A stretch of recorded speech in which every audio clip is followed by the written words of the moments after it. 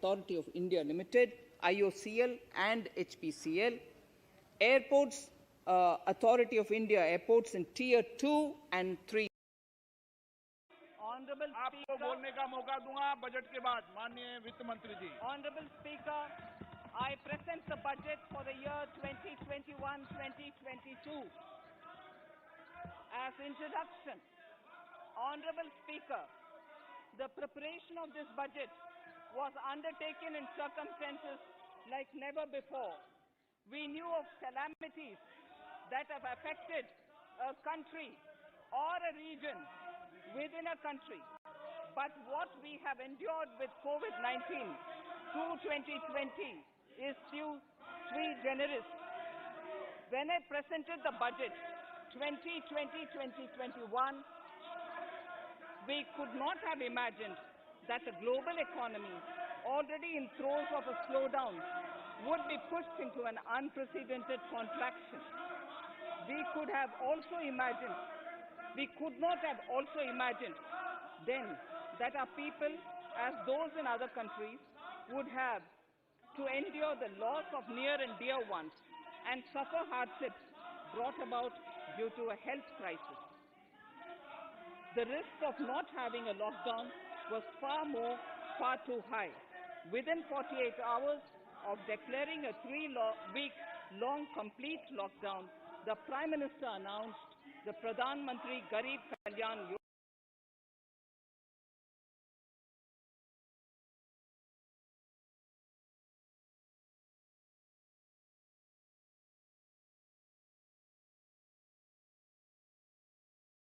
Of citizens stayed home.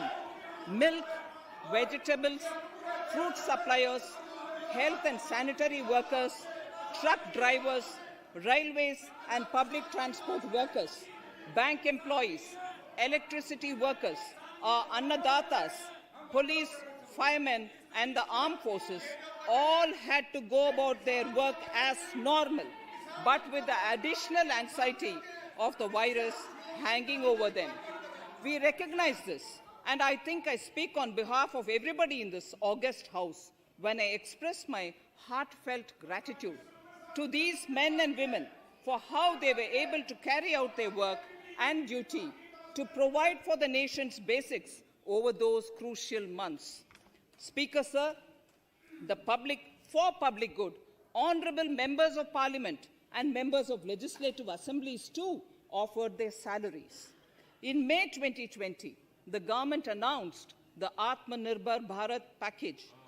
To sustain the recovery further into the year, we also rolled out 2 more Atmanirbhar packages, 2 and 3.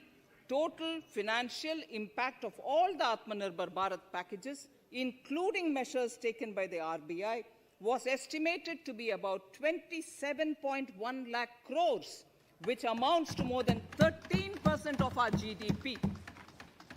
As a government, we kept a watch on the situation and were proactive in our responses. The government, led by the Prime Minister, stretched its resources to deliver for most vulnerable sections of our society, the poorest of the poor, the Dalits, the tribals, the elderly, the migrant workers, and our children. The Pradhan Mantri Garib Kalyan Yojana, the 3 Atmanirbhar packages, and announcements made later were like 5 mini budgets in themselves. The Atmanirbhar packages accelerated our pace of structural reforms, redefinition of MSMEs, commercialization of the mining sector, agriculture and labor reforms, privatization of public sector undertakings, one nation, one ration card, production-linked incentive schemes are some of the notable reforms carried out during this period. Faceless income tax assessment, DBT, and financial inclusion are the others. Today, India has 2 vaccines available and has begun medically safeguarding not only her own citizens against COVID-19, but also those of 100 or more countries. It is added comfort to know that 2 or more vaccines are also expected soon. Honorable Prime Minister launched the vaccination drive by crediting and thanking our scientists. We are ever grateful for the strength and rigor of their efforts. Having said that, we are all reminded time and again that our fight against COVID-19 continues into 2021. Now, just as it happened after the two world wars, there are signs that the political, economic, and strategic relations in the post-COVID world are changing. This moment in history is the dawn of a new era, one in which India is well poised to truly be the land of promise and hope. I borrow the words of Rabindranath Tagore. Faith is the bird that feels the light and sings when the dawn is still dark. Faith is the bird that feels the light and sings when the dawn is still dark. In this spirit, I can't help but recall the joy that we as cricket-loving nation felt after the Team India's recent spectacular success in Australia. It has reminded us of all the qualities that we as a people, particularly our youth, epitomize of having abundant promise and the unsuppressed thirst to perform and to succeed. Today, data shows that India now has one of the lowest death rate of 112 per million population and one of the lowest active cases of about 130 per million. This has laid the foundation to the revival we are seeing now in the economy. This budget will be the first of this new decade. This budget will also be a digital budget, and that has happened with all your support. So far, only 3 times has a budget followed a contraction in the economy. All such contractions earlier were as a result of situations typical to India. This time, the economy is due to a global pandemic, just like in several other countries. Having said that, I want to confidently state that our government is fully prepared to support and facilitate the economy's reset.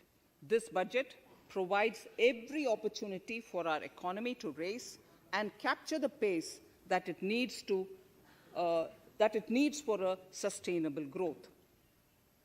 2021 is the year of many important milestones for our history. I mention a few of these. It is the 75th year of independence, 60 years of Goa's accession to India, 50 years of the 1971 India-Pakistan War. It will be the year of the 8th census of independent India. It will also be India's turn at the BRICS presidency, the year for our Chandrayaan-3 mission, and the Haridwar Mahakumbh.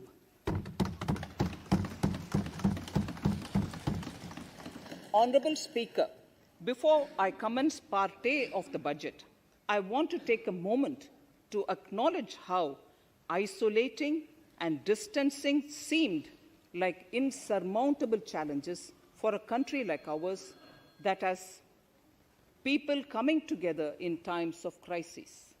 It hurts us in many ways. It hurt us in many ways. I bow my head in respect to every citizen for the endurance shown in facing what was an undeniably a tough year for all our physical and mental well-being. Part A. In Part A, I wish to lay a vision for Atmanirbhar Bharat. Atmanirbhar Bharat or Atmanirbharta is not a new idea. Ancient India was largely self-reliant and equally a business epicenter of the world. Atmanirbhar Bharat is an expression of the 130 crore Indians who have full confidence in their capabilities and skills. We are already part of international groupings such as the G20 and the BRICS, the Coalition for Disaster Resilient Infrastructure, and the International Solar Alliance are realities today due to India's efforts. The proposals in Part A will further strengthen the sankalp of nation first, doubling farmers' income strong infrastructure, healthy India, good governance, opportunities for youth, education for all, women empowerment, and inclusive development, among others. Additionally, also on the path to fast implementation are the 13 promises we had made in the budget of 2015-16, which were to materialize during the Amrit Mahotsav of 2022 on the 75th year of our independence. They too resonate with the vision of Atmanirbharta. The budget proposals for 21-22 rest on 6 pillars: health and well-being, physical and financial capital and infrastructure, inclusive development for aspirational India, reinvigorating human capital, innovation and R&D, and as 6th, minimum government and maximum governance. I now move to talking about the first pillar, health and well-being. Even at the outset, I would like to say that the investment on health infrastructure in this budget has increased substantially. Progressively, as institutions absorb more, we shall commit more. Taking a holistic approach to health, we focus on strengthening 3 areas: preventive, curative, and well-being. Health systems. A new centrally sponsored scheme, PM Atmanirbhar Swasth Bharat Yojana, will be launched with an outlay of about 64,180 crores over 6 years. This will develop capacities of primary, secondary, and tertiary care health systems, strengthen existing national institutions, and create new institutions to cater to detection and cure of new and emerging diseases. This will be in addition to the National Health Mission. The main interventions under the scheme are support for over 17,000 rural and 11,000 urban health and wellness centers, setting up integrated public health labs in all districts, and 3,382 block public health units in 11 states, establishing critical care hospital blocks in 602 districts and 12 central institutions, strengthening of National Center for Disease Control, its 5 regional branches and 20 metropolitan health surveillance units, expansion of the integrated health information portal to all states and UTs to connect all public health labs, operationalization of 17 new public health units, and strengthening of 33 existing public health units at points of entry, that is, at 32 airports, 11 seaports, and 7 land crossings, setting up of 15 health emergency operation centers and 2 mobile hospitals, and setting up of a National Institution for One Health, a regional research platform for WHO, World Health Organization, Southeast Asia Region Office, 9 biosafety level 3 laboratories, and 4 regional national institutes for virology. Nutrition. To strengthen nutritional content, delivery, outreach, and outcome, we will merge the supplementary nutrition program and the Poshan Abhiyan and launch the Mission Poshan 2.0. We shall adopt an intensified strategy to improve nutritional outcomes across 112 aspirational districts. Universal coverage of water supply. The World Health Organization has repeatedly stressed the importance of clean water, sanitation, and clean environment as a prerequisite to achieving universal health. The Jal Jeevan Mission Urban will be launched. It aims at universal water supply in all 4,378 urban local bodies with 2.86 crores household tap connections, as well as liquid waste management in 500 Amrit cities. It will be implemented over 5 years with an outlay of 2,87,000 crores. Swachh Bharat and Swasth Bharat. For further Swachhata of urban India, we intend to focus on complete fecal sludge management and wastewater treatment, source segregation of garbage, reduction in single-use plastic, reduction in air pollution by effectively managing waste from construction and demolition activities, and bioremediation of all legacy dump sites. The Urban Swachh Bharat Mission 2.0 will be implemented with a total financial allocation of 1,41,678 crores over a period of 5 years from 2021. Clean air. To tackle the burgeoning problem of air pollution, I propose to provide an amount of 2,217 crores of rupees for 42 urban centers with a million-plus population in this budget. Scrapping policy. We are separately announcing, Honorable Speaker, a voluntary vehicle scrapping policy to phase out old and unfit vehicles. This will help in encouraging fuel-efficient, environment-friendly vehicles, thereby reducing vehicular pollution and oil import bills. Vehicles would undergo fitness tests in automated fitness centers after 20 years in case of personal vehicles and after 15 years in case of commercial vehicles. Details of the scheme will be separately shared by the ministry. Vaccines. The pneumococcal vaccine, a made-in-India product, is presently limited to only 5 states. It will be rolled out across the country. This will avert more than 50,000 child deaths annually. Honorable Speaker, I have provided 35,000 crores of rupees for COVID-19 vaccine in this year 21-22.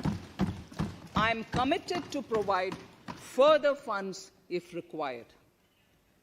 So the budget outlay for health and well-being is 2,23,846 crores in this BE 21-22, as against the BE of only 94,452 crores, and it marks an increase of 137%. The details of the same are at Annexure 1 of the speech. Honorable Speaker, I now move to the second pillar, physical and financial capital and infrastructure. Atmanirbhar Bharat, production-linked incentive schemes are things which I would like to place an emphasis. For a $5 trillion economy, our manufacturing sector has to grow in double digits on a sustained basis. Our manufacturing companies need to become an integral part of global supply chains, possess core competence, and cutting-edge technology. To achieve all of the above, PLI schemes to create manufacturing global champions for an Atmanirbhar Bharat have been announced for 13 sectors. For this, the government has committed nearly 1.97 lakh crores over 5 years starting this financial year. This initiative will help bring scale and size in key sectors, create and nurture global champions, and provide jobs to our youth. Textiles.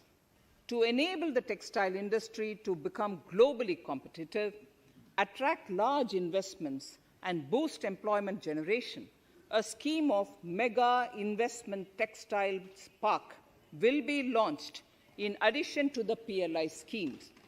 This will create world-class infrastructure with plug-and-play facilities to create global champions in exports. 7 textile parks will be established over 3 years. Infrastructure. The National Infrastructure Pipeline, which I announced in December 2019, is the first of its kind. Whole of government exercise ever undertaken by Government of India. The NIP was launched with 6,835 projects. The project pipeline has now expanded to 7,400 projects. Around 217 projects worth rupees 1.10 lakh crores under some key infrastructure ministries have been completed. The NIP is a specific target which this government is committed to achieving over the coming years. It will require a major increase in funding from both the government and the financial sector. In this budget, I propose to take concrete steps to do this in 3 ways. Firstly, by creating the institutional structures. Secondly, by a big thrust on monetizing assets. And thirdly, by enhancing the share of capital expenditure in central and state budgets. Infrastructure needs long-term debt financing.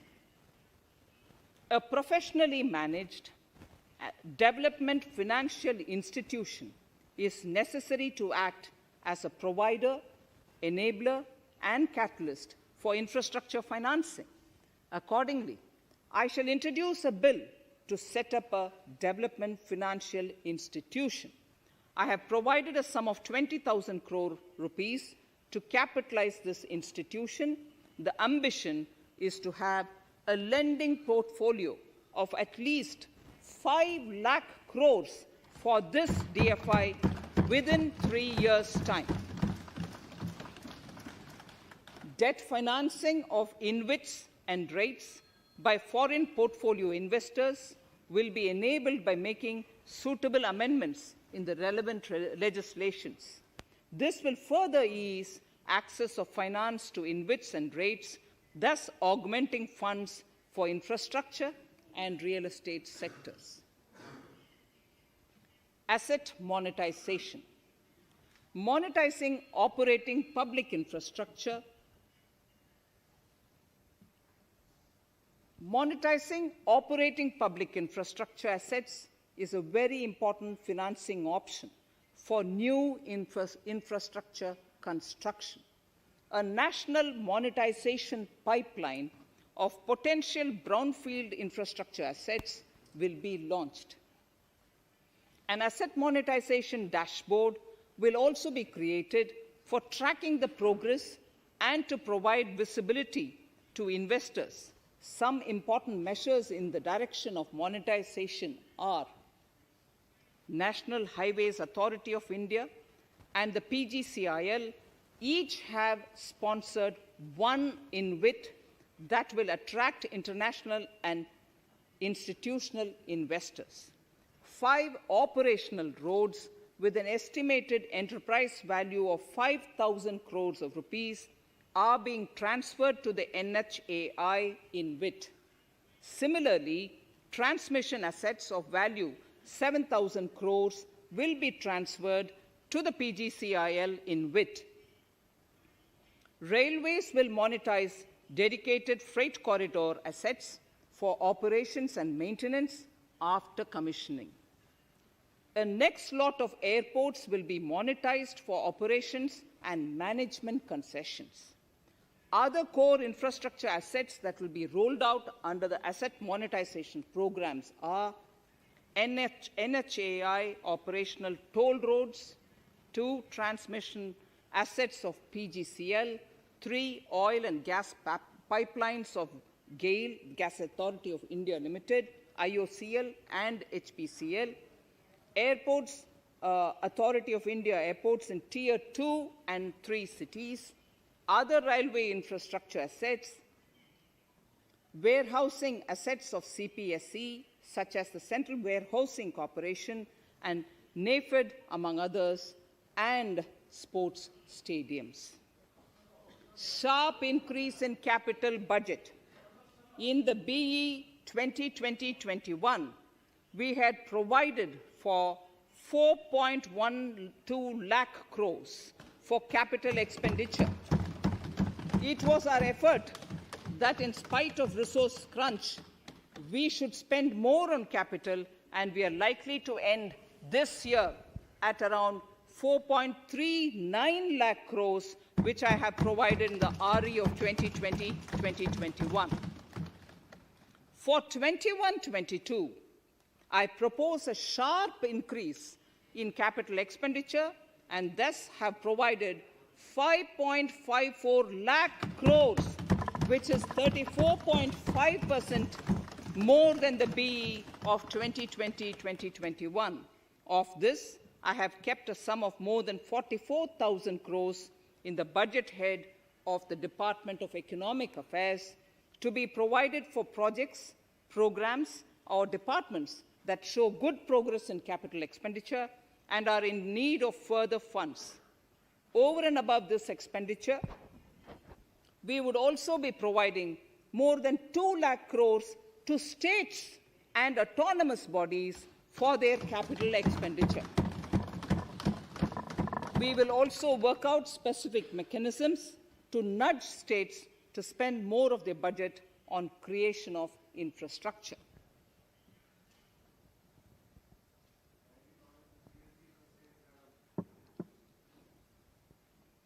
Roads and highways infrastructure.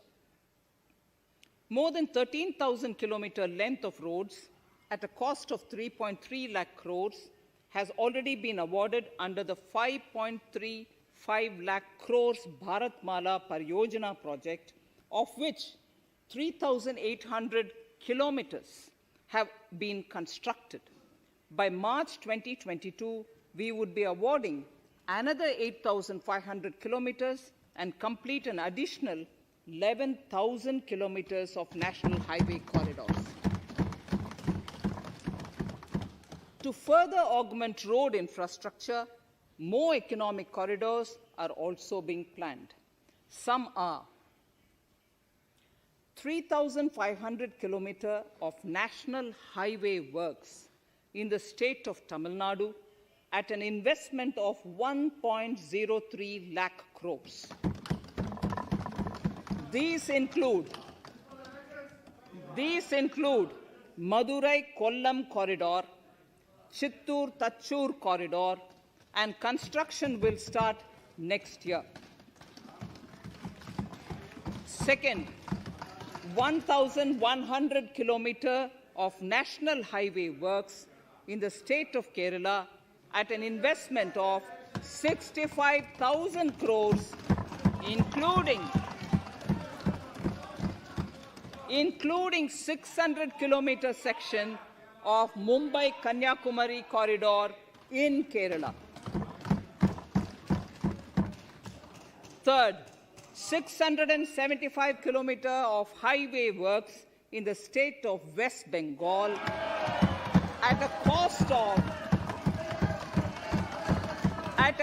of 25,000 crores, including upgradation of existing road Kolkata-Siliguri.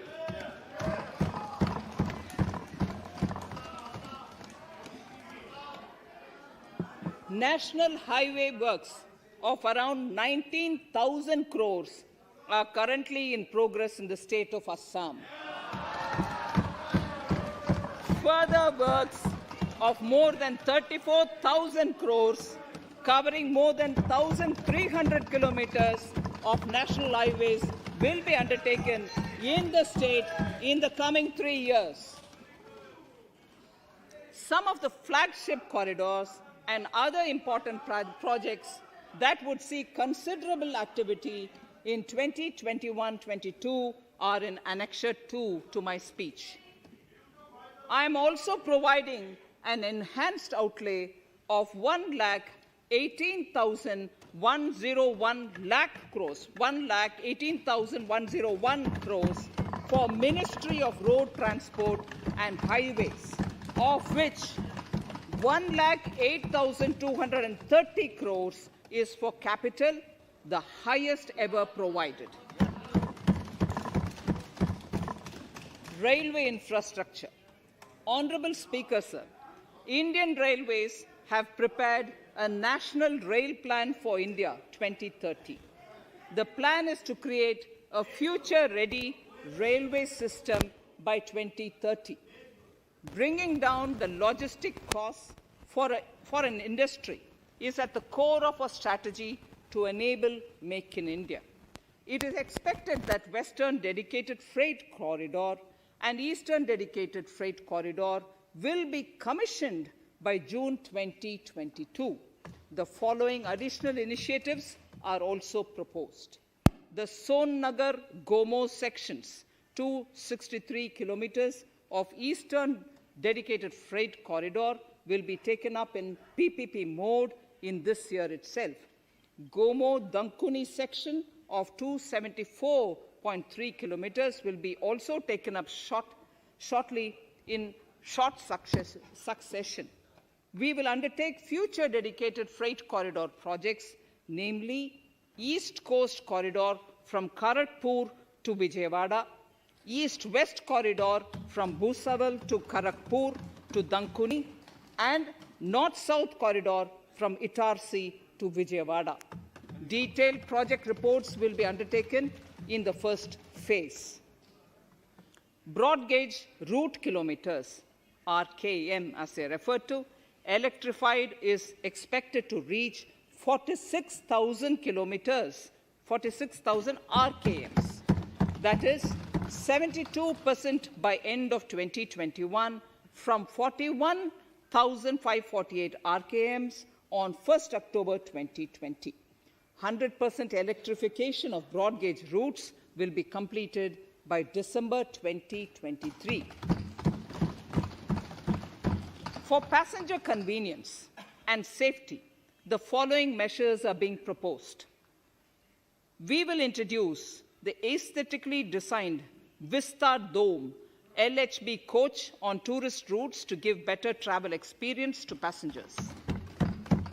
The safety measures undertaken in the past few years have borne results.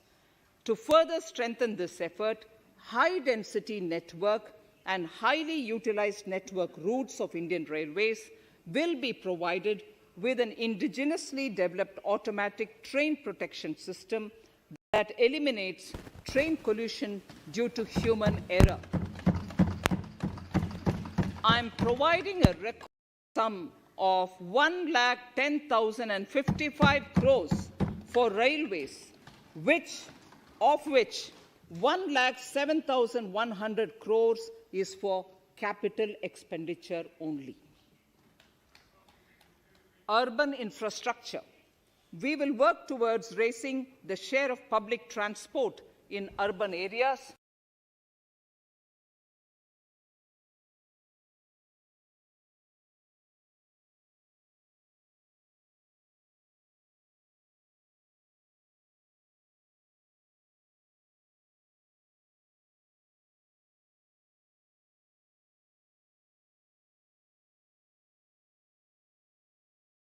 Deployment of innovative PPP models to enable private sector players to finance, to acquire, to operate, and to maintain over 20,000 buses.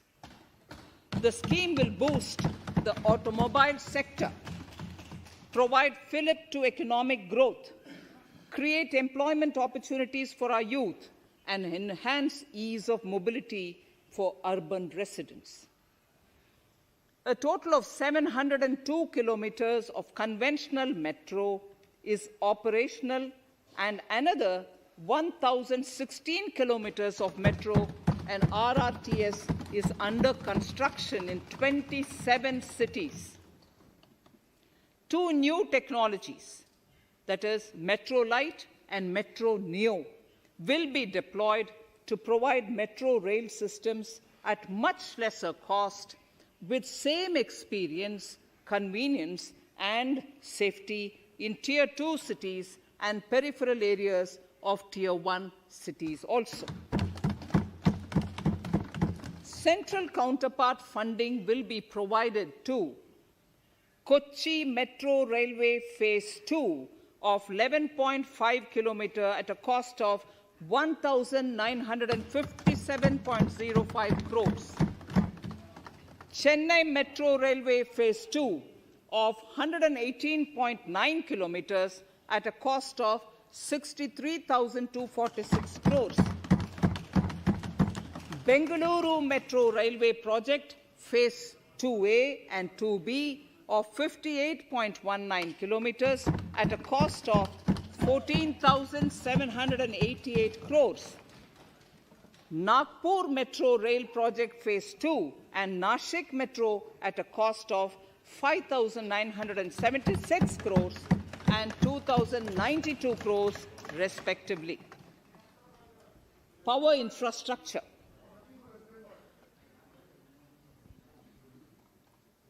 The past 6 years have seen a number of reforms and achievements in power sector. We have added 139 gigawatts of installed capacity, connected an additional 2.8 crore households, and added 1.41 lakh circuit kilometers of transmission lines. The distribution companies across the country are monopolies, either government or private. There is a need to provide choice to the consumers by promoting competition. A framework will be put in place to give consumers alternatives to choose from among more than one distribution companies. I read that sentence again. A framework will be put in place to give consumers alternatives to choose from among more than one distribution company. The viability of distribution companies is a serious concern. A revamped, reforms-based, result-linked power distribution sector scheme will be launched with an outlay of 3,05,984 crores over 5 years. The scheme will provide assistance to DISCOMs for infrastructure creation, including prepaid smart metering, feeder separation, upgradation of systems, etc., tied to financial improvements. Prime Minister, while speaking at the third Reinvestment Conference in November 2020, had announced plans to launch a comprehensive national hydrogen energy mission. It is now proposed to launch a hydrogen energy mission in 2021-22 for generating hydrogen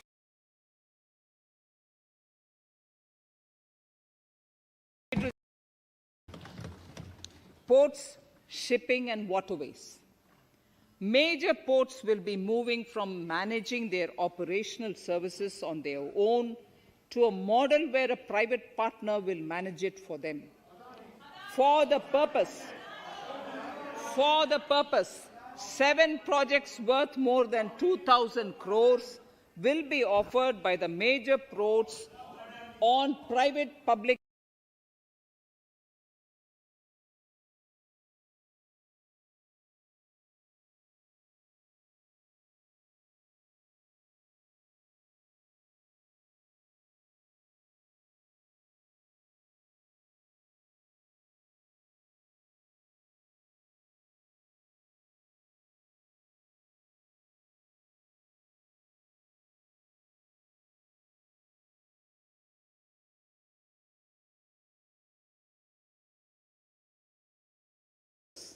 This initiative will enable greater training and employment opportunities for Indian seafarers, besides enhancing Indian companies' share in global shipping. India has enacted recycling of shipping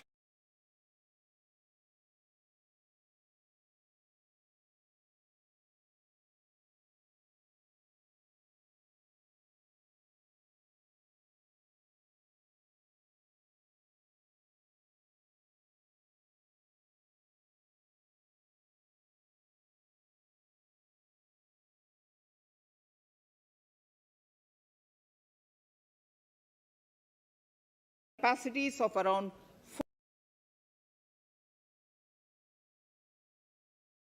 the bond market. In the budget 2018-19, government had announced its intent to establish a system of regulated gold exchanges in the country. For the purpose, SEBI will be notified as the regulator, and Warehousing Development and Regulatory Authority will be strengthened to set up a commodity market ecosystem arrangement, including vaulting, assaying, logistics, etc., in addition to warehousing. Towards investor protection, I propose to introduce an investor charter as a right of all financial investors across all financial products.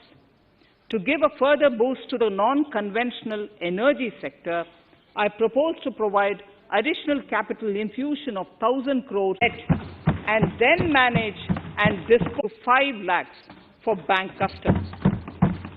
I shall be moving amendments to DICGC Act 1961 in this session itself to streamline the provision so that if a bank is temporarily unable to fulfill its obligations, the depositors of such bank can get easy and time-bound access to their deposits to the extent of the deposit insurance cover. This would help depositors of banks that are currently under stress. To improve credit discipline, while continuing to protect the interests of small borrowers, for NBFCs with minimum asset size of 100 crores, the minimum loan size eligible for debt recovery under the Securitization and Reconstruction of Financial Assets and Enforcement of Security Interests SARFAESI Act 2002, it is proposed to be reduced from the existing level of 50 lakhs to 20 lakhs. Company matters.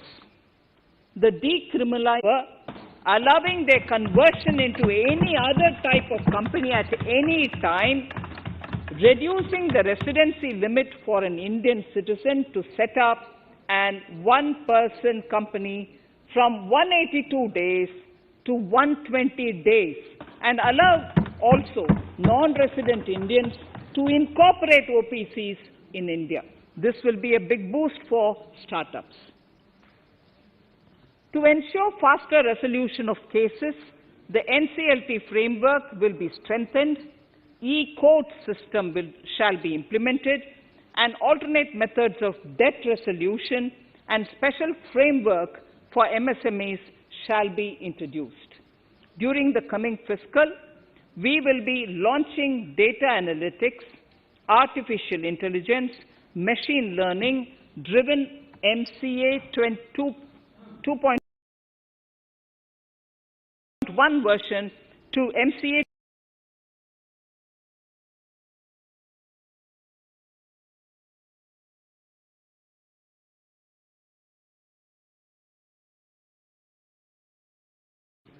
disinvestment and strategic sale. In spite of COVID-19, we have kept working towards strategic disinvestment. A number of transactions, namely BPCL, Air India, Shipping Corporation of India, Container Corporation of India, IDBI Bank, Bharat Earth Movers Limited, Pavan Hans, Neelachal Ispat Nigam Limited, among others, would be completed in 21-22. Other than IDBI Bank, we propose to take up the 2 public sector banks and 1 general insurance company in the year 21-22. This would require legislative amendments, and I propose to introduce the amendments in this session itself. In 21-22, we would also bring the IPO of LIC, for which I am bringing the requisite amendments in this session itself. In the Atmanirbhar package, I had announced that we will come out with a policy of strategic disinvestment of public sector enterprises. I'm happy to inform the House that the government has provided the government has approved the said policy. The policy provides a clear roadmap for disinvestment in all non-strategic and strategic sectors. We have kept 4 areas that are strategic, where bare minimum CPSEs will be maintained and rest privatized. In the remaining sectors of all CPSEs will be privatized. The main highlights of the policy are mentioned in Annexure 3. To fast forward the disinvestment policy, I'm asking NITI to work out on the next list of centre public sector companies that would be taken up for strategic disinvestment. To similarly incentivize states to take to disinvestment of their public sector companies, we will work out an incentive package of central funds to states. Idle assets will not contribute to Atmanirbhar, the revised mechanism that will ensure timely closure of such units. I have estimated 1,75,000 crores as receipts from disinvestment in BE 21-22.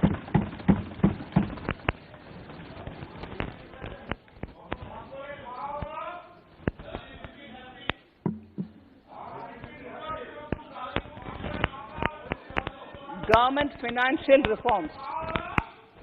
Under the Treasury Single Account, the TSA system, autonomous bodies directly draw funds from the government's account at the time of actual expenditure, saving interest costs. We will extend the TSA system for universal application from 21-22. On the recommendation of the 15th Finance Commission, we have undertaken a detailed exercise to rationalize and bring down the number of centrally sponsored schemes. This will enable consolidation of outlays for better impact. The government is committed to the development of multi-state cooperatives and will provide all support to them. To further streamline the ease of doing business for cooperatives, I propose to set up a separate administrative structure for them.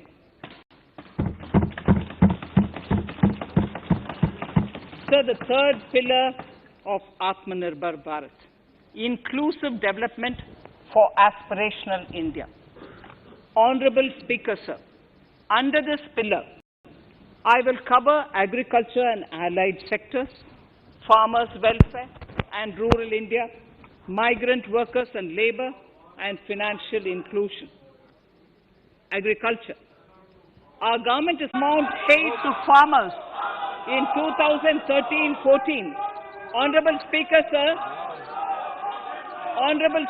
sir, the data that I give now is important for all honourable members to kindly hear. In case of wheat, the total amount paid to farmers in 2013-14 was 33,874 crores. In 2019-20, it was 62,802 crores. And even better, Honourable Speaker, in 2020-2021, this amount paid to farmers was 75,060 crores.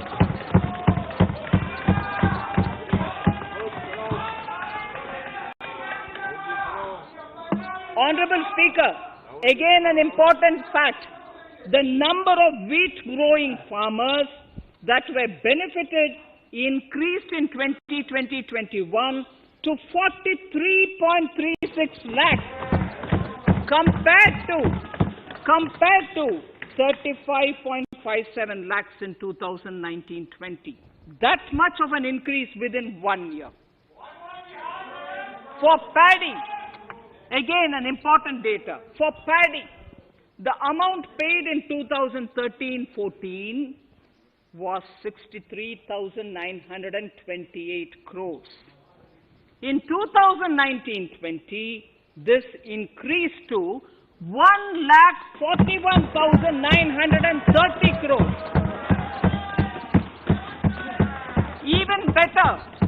Even better, in 2020-2021, this is further, in 2020,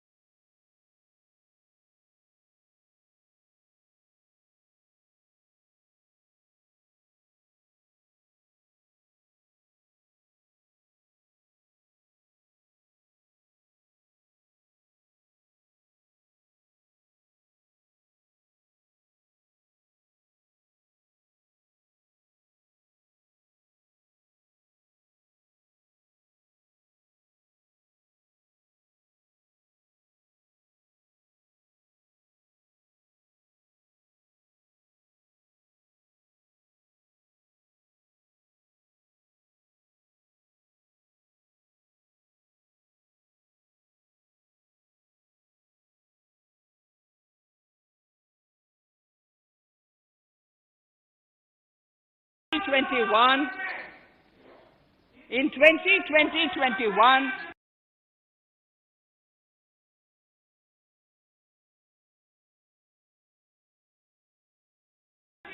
this is further estimated, and I'm saying this is further estimated because the procurement is ongoing, and therefore I can't give you the final figure. This is further estimated to increase to 1,72,752 crores. The number of farmers benefited increased from 1.24 crores in 2019-20 to 1.54 crores in 2020-21. In the same way, Honorable Speaker, sir, in the case of pulses, the amount paid in 2013-14 was 236 crores. In 2019-20, this was increased to 8,285 crores. Now in 2021, it is at 10,530 crores. More than 40 times increase from 2013-14. The receipts to cotton farmers have seen a stupendous increase from 90 crores in 2013-14 to 25,974 crores I'm giving you data as of 27th January 2021. This is bound to increase. From 90 crores for cotton farmers in 2013-14 to 25,974 crores in 2021. All the details in complete narration is available in Annexure 4 to my speech. Early this year, Honorable Prime Minister had launched the Swamitva scheme. Under this, a record of rights is being given to property owners in villages. Up till now, about 1.80 lakh property owners in 1,241 villages have been provided cards. I propose during 21-22 to extend this to cover all states and union territories. To provide adequate credit to our farmers, I have enhanced the agricultural credit target to 16.5 lakh crores in this year. We will focus on ensuring increased credit flow to animal husbandry, Pashupalan, dairy, and to Matsyakar, to the fisheries. We are enhancing the allocation to the Rural Infrastructure Development Fund from 30,000 crores to 40,000 crores. The Micro Irrigation Fund, with a corpus of 5,000 crores, has been created under NABARD. I propose to double it by augmenting it by another 5,000 crores. To boost value addition in agriculture and allied products and their exports, the scope of Operation Green Scheme that is presently applicable to only tomatoes, onions, and potatoes will be enlarged to include 22 perishable crops. Around 1.68 lakh crore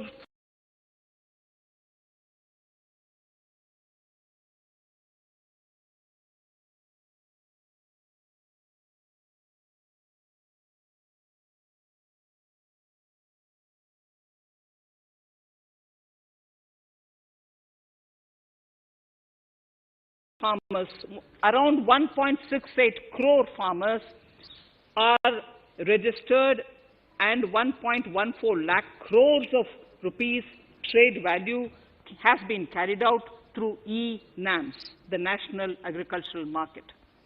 Keeping in view the transparency and the competitiveness that e-NAM has brought into the agricultural market, 1,000 more mandis will be integrated with e-NAM. Honorable Speaker, sir, with all this, the Agricultural Infrastructure Fund would be made available to the APMCs for augmenting their infrastructure facilities.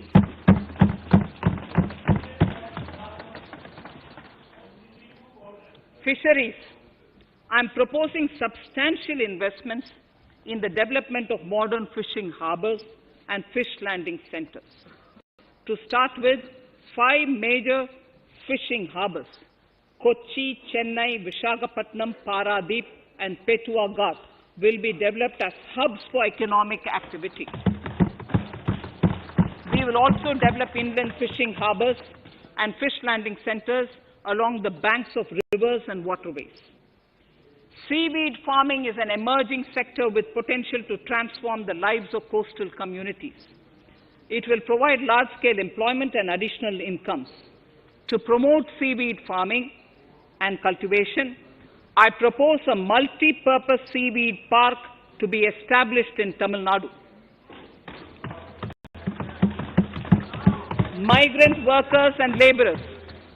We have launched the One Nation, One Ration Card scheme, through which beneficiaries can claim their rations anywhere in the country.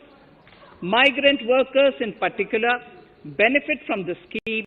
Those staying away from their families can partially claim their ration where they are stationed, while their family in 4 separate vehicles for standard setting, accreditation, regulation, and funding. Many of our cities have various institutions, universities, and colleges supported by the Government of India. Hyderabad, for example, has about 40 major institutions. In 9 such cities, we will create a formal umbrella structure so that these institutions can have better synergy while also retaining their internal autonomy.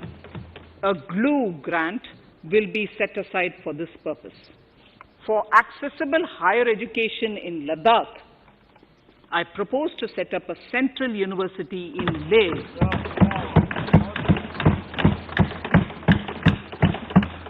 The other important projects to be taken up as a part of the NEP are listed in Annexure 5.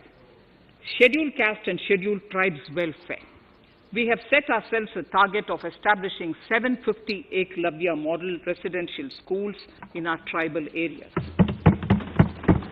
I propose to increase the unit cost of each such school from 20 crores, which is what it is now, to 38 crores, and for hilly and difficult areas to 48 crores. This would help creating robust infrastructure facilities for our tribal students.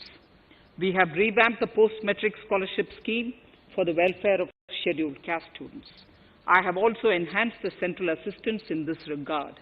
We are allotting 35,219 crores for 6 years till 25-26 to benefit 4 crores scheduled caste students. Skilling. In 2016, we had launched the National Apprenticeship Promotion Scheme.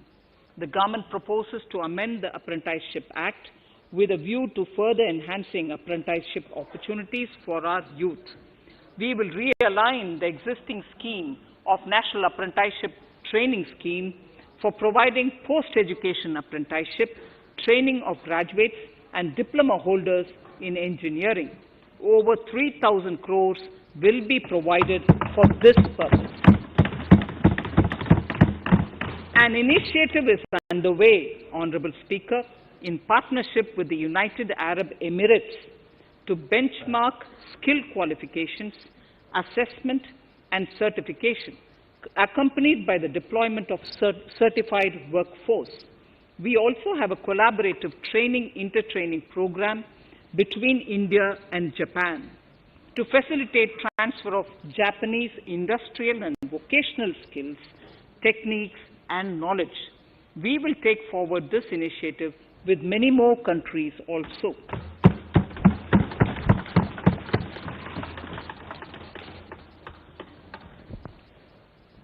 Innovation and R&D.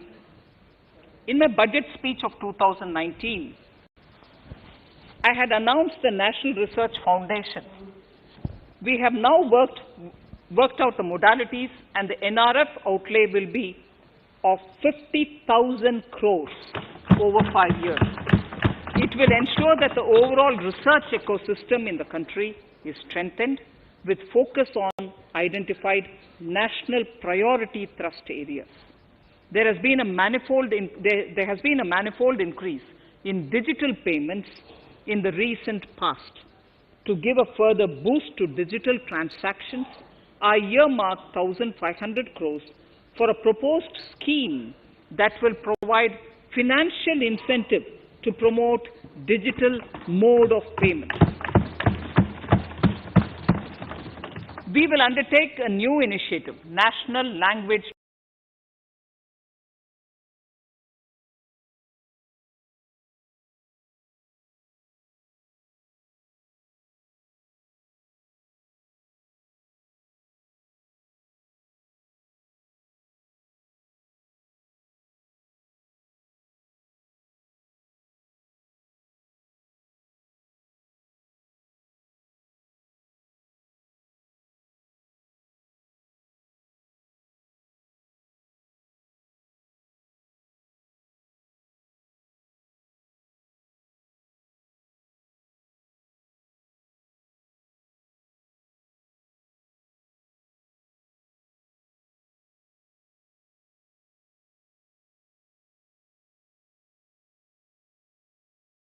Translation Mission.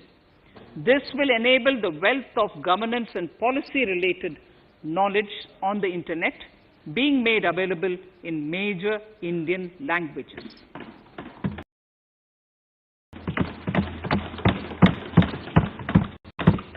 The new Space India Limited, a PSU, under the Department of Space, will execute the PSLV CS-51 launch, carrying the Amazonia satellite from Brazil, along with a few smaller Indian satellites. As part of the Gaganyaan mission activities, 4 Indian astronauts are being trained on generic spaceflight aspects in Russia. The first unmanned launch is slated for December 2021. Our oceans are a storehouse of living and non-living resources.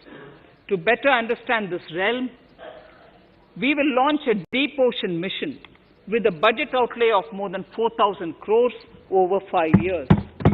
This mission will cover deep ocean survey exploration and projects for the conservation of deep sea biodiversity. I come to the 6th pillar, Honorable Speaker, minimum government, maximum governance. Honorable Speaker, sir, this is the last of the 6 pillars. This will outline plans for reforms in one of our core principles of minimum government, maximum governance. We have taken a number of steps to bring reforms in tribunals in the last few years for speedy delivery of justice. Continuing with the reforms process, I now propose to take further measures to rationalize the functioning of tribunals. We have introduced the National Commission for Allied Healthcare Professionals Bill in Parliament. National Commission for Allied Healthcare Professionals Bill in the Parliament, with a view to ensure transparent and efficient regulation of 56 allied healthcare professionals. Additionally, to bring about transparency, efficiency, and governance reforms in the nursing profession, the National Nursing and Midwifery Commission Bill will be introduced by the government for passing. To have ease of doing business for those who deal with government or CPSEs and carry out contracts, I propose to set up a conciliation mechanism and mandate its use for quick resolution of contractual disputes. This will instill confidence in private investors and contractors. Honorable Speaker, sir, the forthcoming census could be the first digital census in the history of India.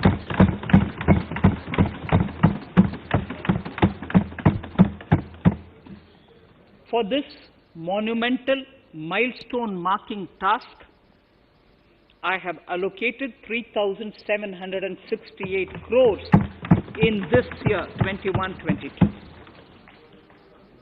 Honorable Speaker, Goa is celebrating the Diamond Jubilee year of the state's liberation from Portuguese rule. From the Government of India's side, I propose to grant 300 crores to the Government of Goa for the celebration. I propose to provide 1,000 crores for the welfare of tea workers, especially women and children in Assam and West Bengal. A special scheme will be devised for the same.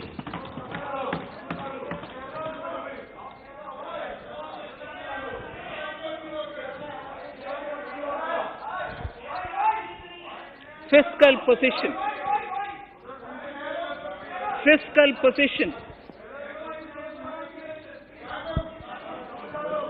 In these last few paragraphs of part A of my speech, I draw the attention of this august House to the fact that at the beginning of the current financial year, the pandemic's impact on the economy resulted in a weak revenue inflow. This was combined with high expenditure to provide essential relief to vulnerable sections of the society, especially the poor, the women, scheduled castes, and scheduled tribes. Unlike many other countries, we opted for a series of medium-sized packages during the pandemic so that we could calibrate and target our response according to the evolving situation.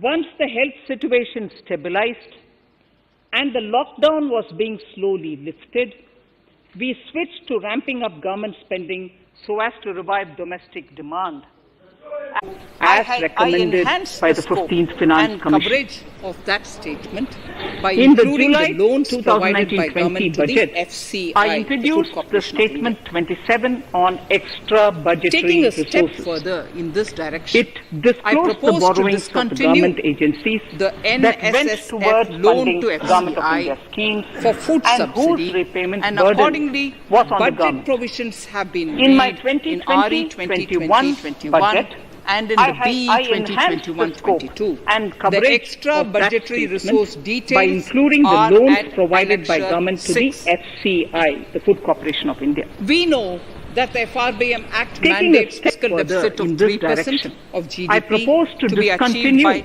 31st the March NSSF loan to 2020-21. FCI The effect of for this food year's subsidy, unforeseen and accordingly unprecedented budget circumstances provisions have been has made in necessitated RE the submission of a 2020-21 deviation and in the statement B under sections 2021-22. under The sections extra 4 budgetary resource details of are at Annexure subclause 6. 5 and section 7 subclause 3 We and know 3B that the FRBM of the Act FRBM mandates Act, fiscal which I'm deficit laying of on the table of the 3% House as of part of the GDP to be FRBM achieved by documents. 31st March 2020-2021. Towards achieving The central effect government of this fiscal year's deficit along the unforeseen and broad path unprecedented that I have circumstances already indicated, has I will necessitated be the submission introducing of an a amendment deviation to the statement FRBM Act. under Sections 5, Honourable under Sections Speaker, 4 on the 9th of December 2020, subclause 5 and 15th Section Finance 7 Commission subclause 3 submitted its and final 3B report of the covering the FRBM period Act, which I am laying on the 2021 table of the to House as part of the 2026 to the FRBM document. Rashtrapati Ji. The government has raised the Towards Commission's achieving report central along government with fiscal explanatory deficit along the memorandum broad in the path Parliament, that I have already retaining indicated. the vertical I will be shares introducing of the an states amendment at to the 41%. FRBM Act. We Honourable recognize our Speaker, commitment to fiscal federalism on the 9th and of propose, December therefore, 2020, to adhere to the this 15th Finance recommendation. Commission Jammu and submitted Kashmir its in the final 14th report Finance Commission covering the period was entitled 2021 to get devolution to 2026 being a state. to the Rashtrapati Now Ji. the funds of the UTs The of government Jammu has Kashmir raised the Commission's and report Ladakh along would with be the provided explanatory by the memorandum centre. in the I have also Parliament provided retaining on the the Commission's vertical recommendation shares of the states at 41%. 18,452 We crores recognize our as commitment to revenue fiscal deficit federalism grant and propose, to therefore, 17 to adhere states to this in recommendation. 21-22 Jammu and as Kashmir in the against 14th Finance Commission was entitled to get crores devolution to 14 being a states state. in 2020. Now the funds of the UTs of Jammu Kashmir and Honourable Ladakh Speaker, I would will be now move provided to part by the B centre. of my speech. I have also provided on the Commission's recommendation 1,18,452 crores as revenue deficit grant to 17 states in Honourable Speaker, 21-22 the world as is against facing a serious challenge of the 74,340 crores and to its 14 aftershock. states in In these trying times, 2020-21. when many economies are Honourable struggling Speaker, to revive, I would now our move people to and part our industry B to such entities whose annual receipt does not exceed 1 crore of rupees. I now propose to increase this amount to 5 crores.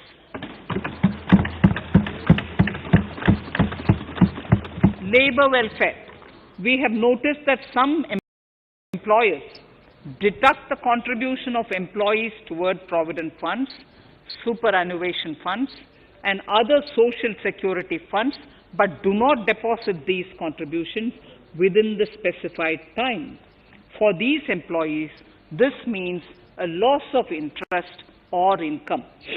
In cases where an employer, superannuation funds, and other social security funds, but do not deposit these contributions within the specified time.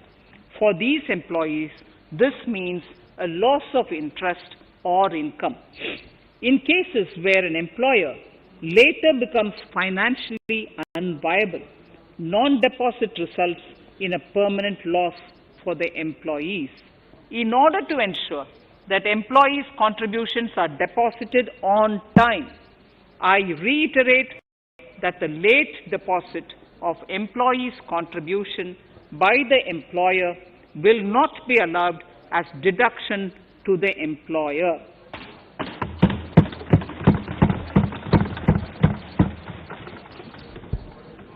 Incentives for startups.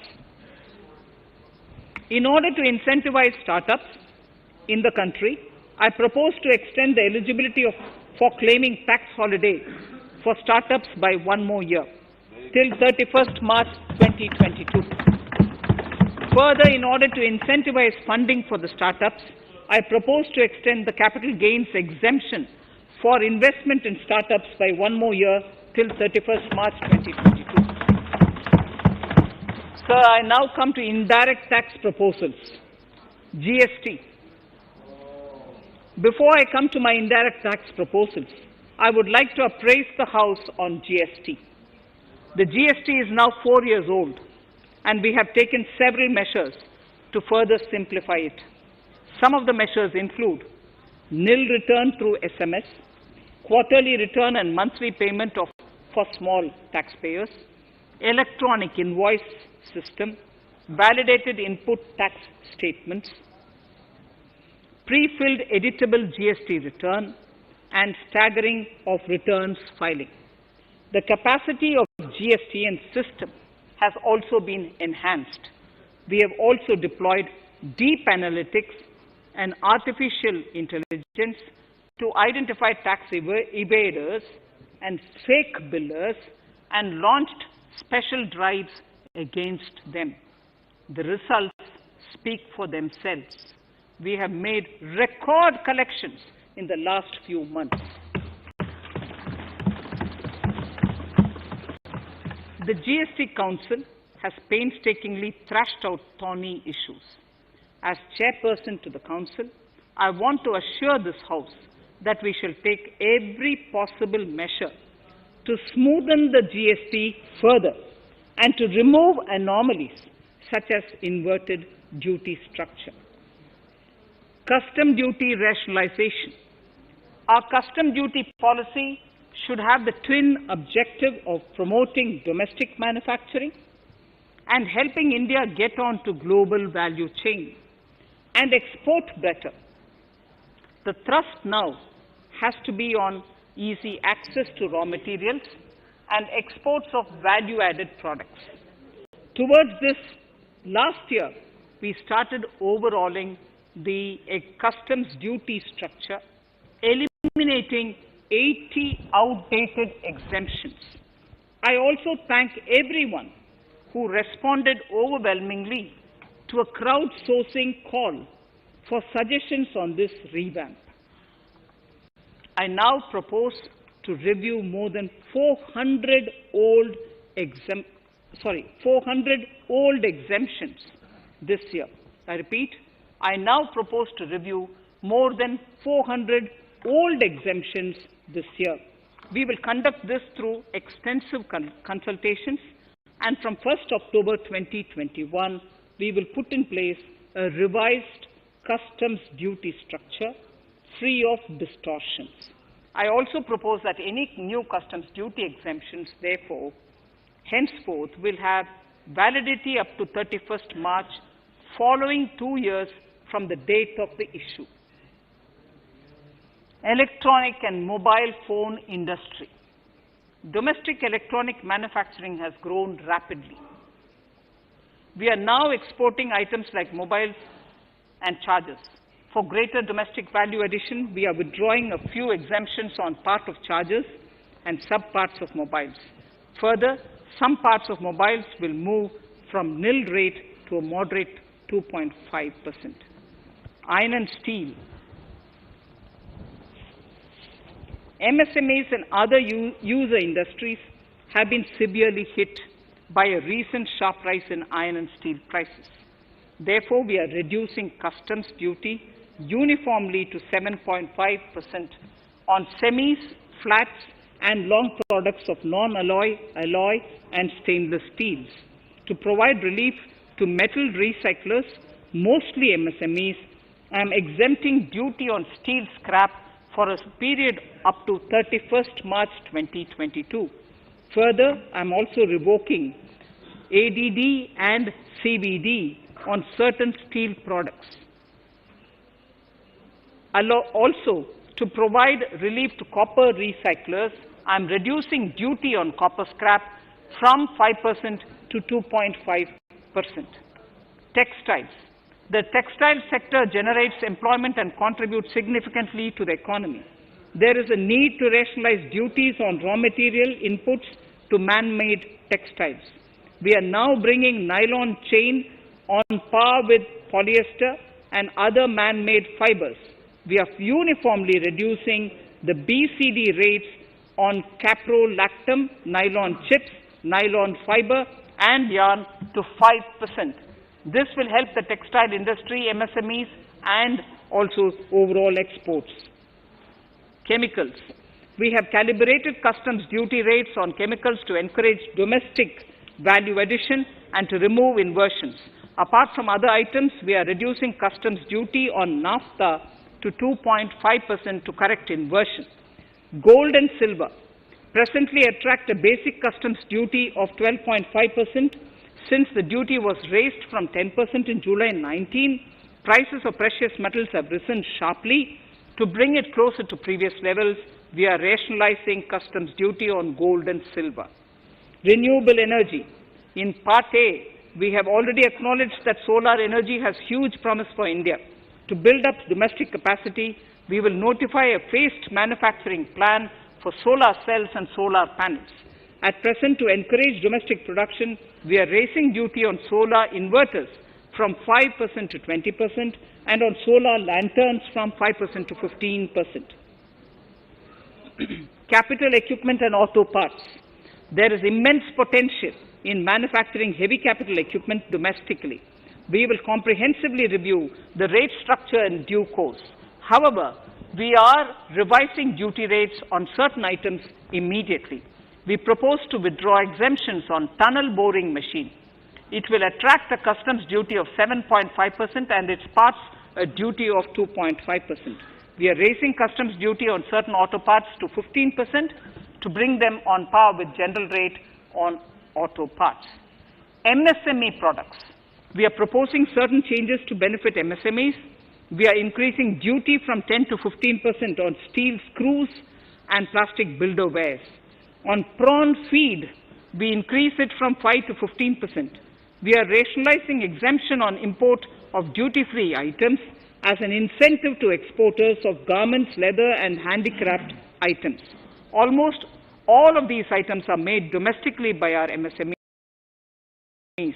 We are withdrawing exemption on imports of certain kinds of leathers as they are domestically produced in good quantity and quality, mostly by MSMEs. We are also raising customs duty on finished synthetic gemstones to encourage domestic processing.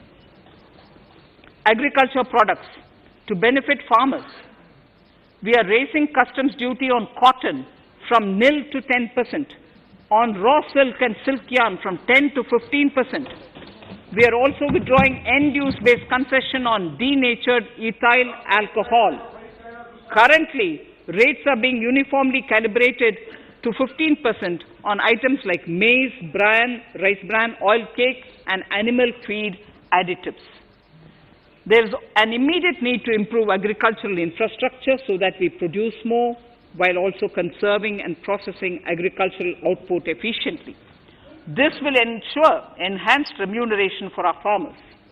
To earmark resources for this purpose, I propose an agricultural infrastructure and development cess on a small number of items. However, while applying this cess, we have taken care not to put additional burden on consumers on most items. Rationalization of procedures and easing of compliance. For their judicious application, we propose certain changes in the provisioning related to ADD, anti-dumping duty, and CVD, countervailing duty levies. To complete customs investigation, we are prescribing definite timelines. In 2020, we rolled out the Turant Customs Initiative, which brought in faceless, paperless, and contactless customs measures. With effect from September 2020, we have implemented a new procedure for administration of rules of origin. This has helped in putting a check on misuse of FTAs. The specific details of direct and indirect tax changes proposed are listed in the annexure to my speech. Honorable Speaker, sir, with these words, I commend the budget to this august House. Thank you.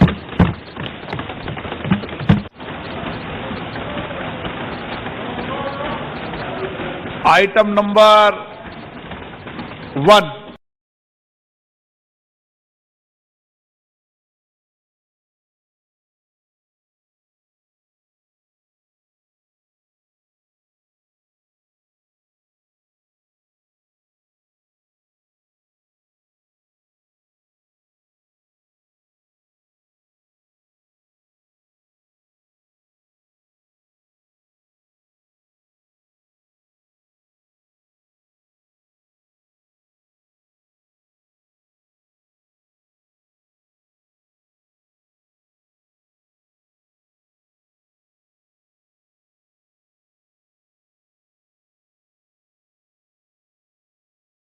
माननीय सदस्यगण, माननीय वित्त मंत्री जी के budget भाषण की प्रतियां प्रकाशक plug पर उपलब्ध है।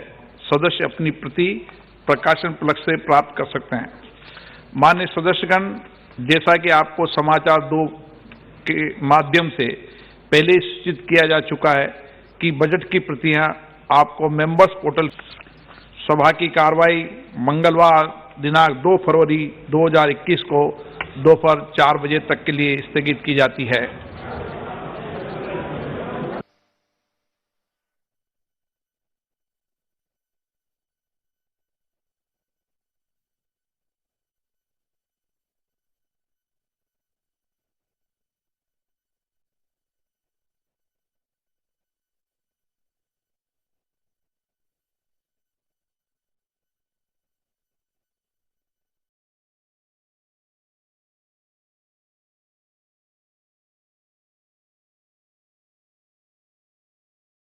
Introduction. Honorable Speaker, the preparation of this budget was undertaken in circumstances like never before. We knew of calamities that have affected a country or a region within a country. But what we have endured with COVID-19 through 2020 is sui generis. When I presented the budget 2020-2021, we could not have imagined that the global economy, already in throes of a slowdown, would be pushed into an unprecedented contraction. We could not have also imagined then that our people, as those in other countries, would have to endure the loss of near and dear ones and suffer hardships brought about due to a health crisis. The risk of not having a lockdown was far too high. Within 48 hours of declaring a 3-week-long complete lockdown, the Prime Minister announced the Pradhan Mantri Garib Kalyan Yojana, valued at 2.76 lakh crores, that provided free food grain to 800 million people, free cooking gas for 80 million families for months, and cash directly to over 400 million farmers, women, elderly, the poor, and the needy. Even as a large section of citizens stayed home, milk, vegetables, fruit suppliers, health and sanitary workers, truck drivers, railways and public transport workers, bank employees, electricity workers, annadatas, police, firemen and the armed forces all had to go about their work as normal, but with the additional anxiety of the virus hanging over them. We recognize this, and I think I speak on behalf of everybody in this august house when I express my heartfelt gratitude to these men and women for how they were able to carry out their work and duty to provide for the nation's basics over those crucial months.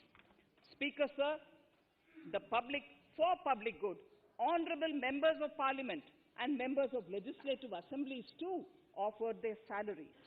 In May 2020, the government announced the Atmanirbhar Bharat package. To sustain the recovery further into the year, we also rolled out 2 more Atmanirbhar packages, 2 and 3. Total financial impact of all the Atmanirbhar Bharat packages, including measures taken by the RBI, was estimated to be about 27.1 lakh crores, which amounts to more than 13% of our GDP. As a government, we kept a watch on the situation and were proactive in our responses.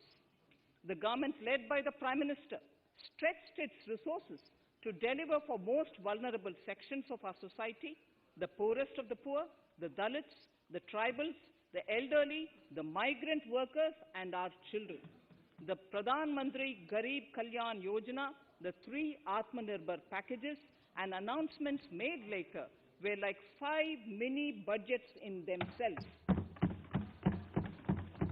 The Atmanirbhar packages accelerated our pace of structural reforms, redefinition of MSMEs, commercialization of the mining sector, agriculture and labor reforms, privatization of public sector undertakings, one nation, one ration card, production-linked incentive schemes are some of the notable reforms carried out during this period.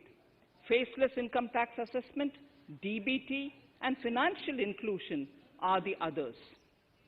Today, India has 2 vaccines available and has begun medically safeguarding not only her own citizens against COVID-19, but also those of 100 or more countries.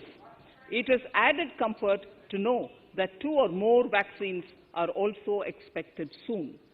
Honorable Prime Minister launched the vaccination drive by crediting and thanking our scientists. We are ever grateful for the strength and rigor of their efforts. Having said that, we are all reminded time and again that our fight against COVID-19 continues into 2021.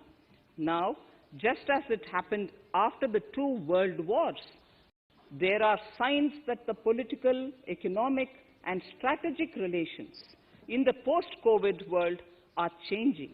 This moment in history is the dawn of a new era, one in which India is well poised to truly be the land of promise and hope. I borrow the words of Rabindranath Tagore. Faith is the bird that feels the light and sings when the dawn is still dark.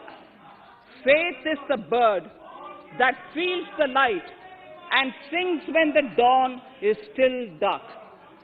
In this spirit, I can't help but recall the joy